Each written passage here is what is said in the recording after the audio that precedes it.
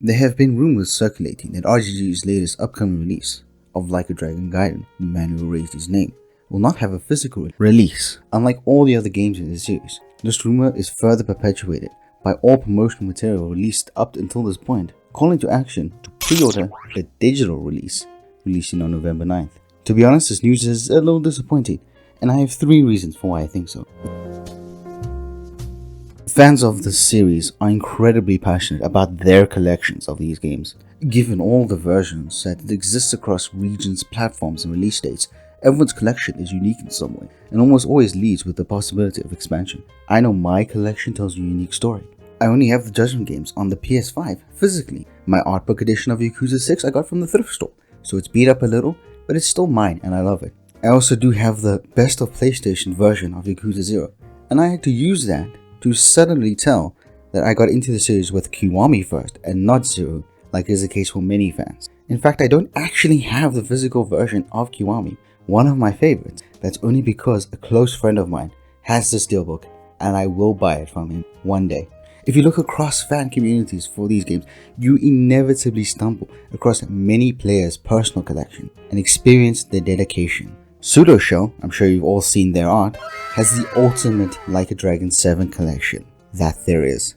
They have Like a Dragon, Ryugokotoku 7, Yongogachi 7, and I don't speak Chinese, but they have that too. Their collection is truly something to behold, and I think that tells the story of how passionate the fans are. Next point. RGG Studios loves to sell all kinds of merchandising relating to the series, and I do mean all kinds of things. You have plushies, jackets, figures, cologne, LPs, and all other kinds of stuff. Point being that RGG have never been shy in offering the IP out to be sold, and it often leads to quite unique and quality items. My point here being is that it's very much in the RGG spirit to offer collectible, tangible things consistently. If you ever need to get any idea what they've sold over the years, I recommend going to the merch archive on Yakuza Fan.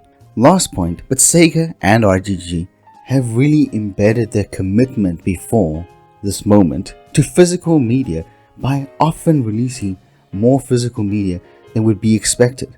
In a quite well-known move, when they were releasing the HD versions of the Japanese RGG 1 and 2 to the PS3, as was extremely common the way to do it back then versus remasters that we get in this day and age, they also printed this version on the Wii U. Also, they have managed to reprint all their games in rare instances, with the last known one occurring in 2017.